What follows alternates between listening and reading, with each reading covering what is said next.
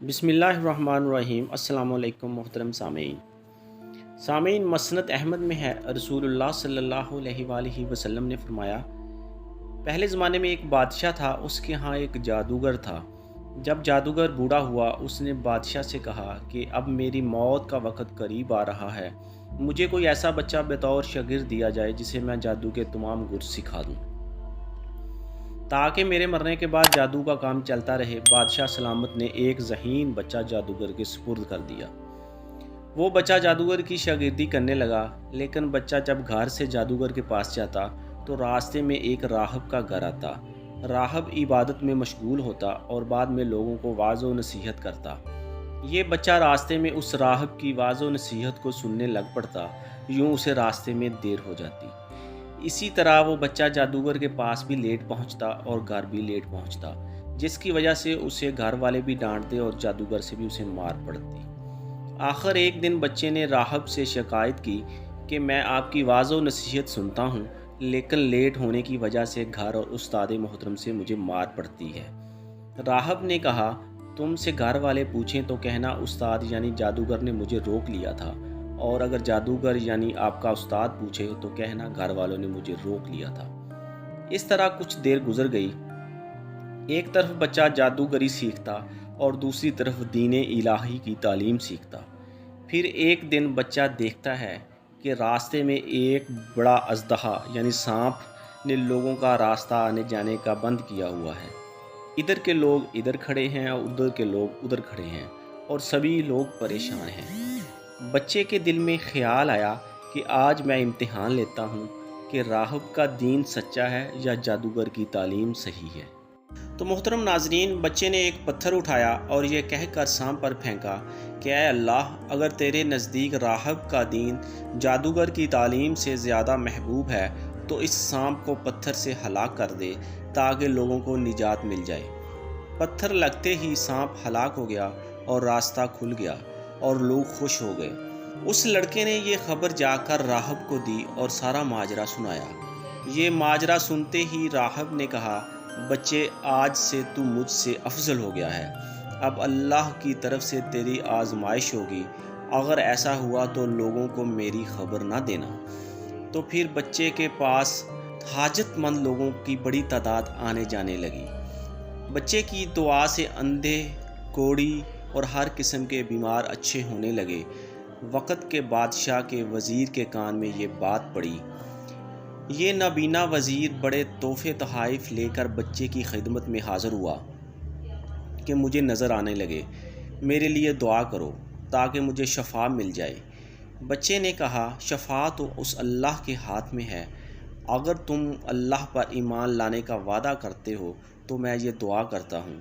اس نابینے نے وعدہ کیا کہ میں اللہ پر ایمان لاتا ہوں، تو بچے نے اس کے حق میں دعا کی اور اسے نظر آنے لگا۔ وہ بادشاہ کے دربار میں آیا اور روشن آنکھوں سے کام کرنے لگا۔ بادشاہ نے تعجب سے پوچھا کہ تجھے آنکھیں کس نے دیں؟ اس نے کہا، میرے اللہ نے۔ بادشاہ نے کہا، یعنی یہ آنکھیں میں نے تمہیں دی ہیں؟ اس نے کہا، نہیں، میرے اور تیرے رب نے۔ یہ بات سنتے ہی بادشاہ نے وزیر کو مروانا اور تکلیف دینا شروع کر دی اور پوچھا، تمہیں یہ تعلیم کس نے دی ہے؟ اس شخص نے بتایا کہ میں نے فلاں بچے کے ہاتھ پر اسلام قبول کر لیا ہے۔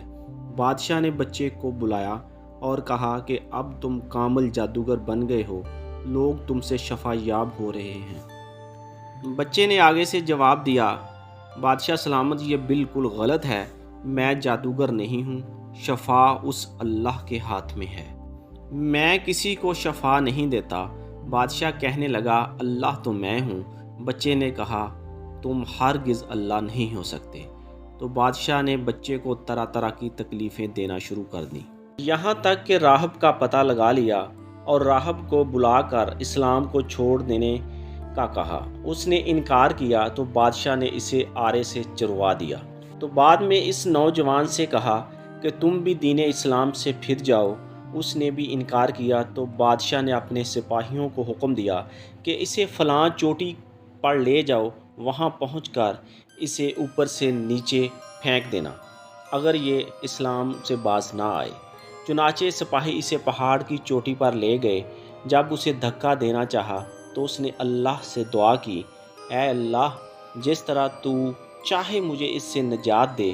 اس دعا کے ساتھ ہی پہاڑ ہلا اور سب سپاہی لڑک گئے، صرف وہی نوجوان بچا وہاں سے بادشاہ کے پاس وہ چلا گیا۔ بادشاہ نے کہا، یہ کیا ہوا، میرے باقی سپاہی کہاں ہیں؟ بچے نے کہا، اللہ نے مجھے بچا لیا ہے، وہ سب ہلاک ہو گئے ہیں۔ بادشاہ نے اپنے دوسرے سپاہیوں کو حکم دیا کہ اسے کشتی میں بٹھا کر لے جاؤ اور سمندر میں پھینک آؤ۔ یہ لوگ اسے لے کر چلے گئے۔ سمندر کے درمیان پہنچ کر جب اسے پھینکنا چاہا تو پھر وہی دعا کی، اے اللہ، جس طرح تو چاہے مجھے ان سے بچا۔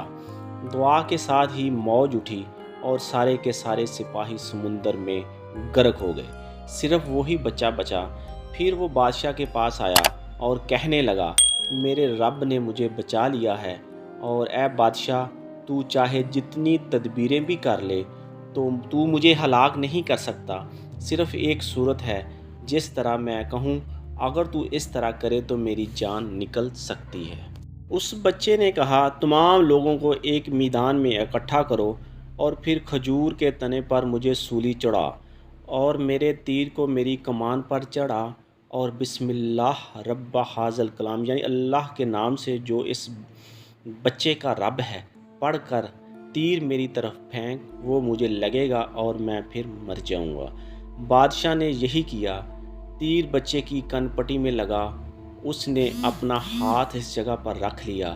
چاروں طرف سے یہ آوازیں بلند ہونے لگیں، ہم اس بچے کے رب پر ایمان لائے۔ یہ حال دیکھ کر بادشاہ کے ساتھی بڑے گھبرائے اور کہنے لگے، ہم تو اس بچے کی ترکیب سمجھے ہی نہیں، دیکھیے اس کا اثر کیا پڑا۔ سب لوگ دین اسلام میں داخل ہو گئے۔ ہم نے تو اسے اس لیے قتل کیا تھا کہ کہیں اس کا مذہب نہ پھیل جائے، لیکن جو ڈر تھا سامنے ہی آ گیا اور سب مسلمان ہو گئے۔ بادشاہ نے کہا، اچھا یہ کرو کہ تمام محلوں اور راستوں میں خندقیں کھدواؤ، ان میں لکڑیاں بھرواؤ اور آگ لگا دو۔ جو اس دین سے پھر جائے اسے چھوڑ دو اور دوسرے کو اس میں پھینک دو۔ دوستو، مسلمانوں نے صبر و شکیب اور سحارے کے ساتھ آگ میں جلنا منظور کیا اور اس میں کودنے لگے۔ البتہ ایک عورت جس کی گود میں دودھ پیتا چھوٹا سا بچہ تھا ذرا جھجکی، تو اس بچے کو اللہ نے بولنے کی طاقت دی۔ اس نے کہا، اماں کیا کر رہی ہو؟ تم تو حق پر ہو، صبر کرو اور اس میں کود پڑو۔ ریاض الصالحین۔ قرآن پاک میں سورۃ البروج کے اندر اس واقعے پر اللہ رب العزت نے روشنی ڈالی ہے۔ ناظرین، مجھے امید ہے کہ یہ اسلامک سٹوری آپ کو پسند آئی ہوگی۔ آپ کی سماعتوں کا بہت شکریہ۔